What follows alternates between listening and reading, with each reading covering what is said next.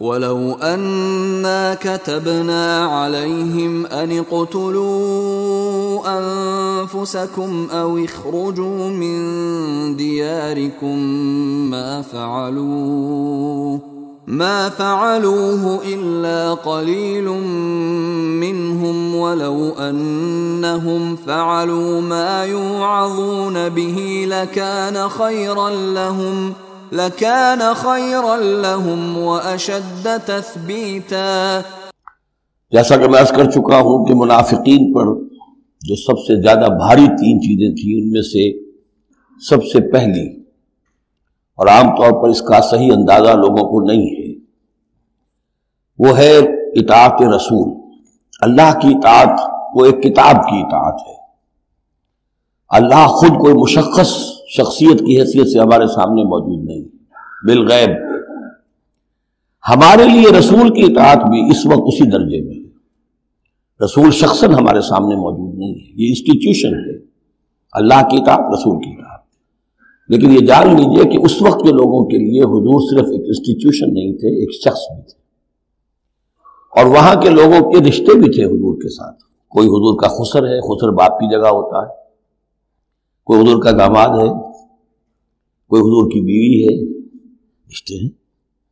اب ظاہر بات ہے کہ ان کے لیے یہ بھی بڑا مشکل ہوتا تھا کہ وہ فرق کر سکیں کہ کس وقت ہمارا کیا معاملہ محمد رسول اللہ کے ساتھ بحیثیت رسول ہو، اور کس وقت ایک شوہر کی حیثیت سے، یا ایک داماد کی حیثیت سے، یا ایک بھتیجے کی حیثیت سے۔ حضرت حمزہ کے جو بھتیجے ہیں، تو یہ تو معاملہ تھا مومنین صادقین کا، لیکن منافقین کا اس سے بڑھ کر معاملہ یہ تھا کہ ایک انسان کی اطاعت ہم کیوں کریں۔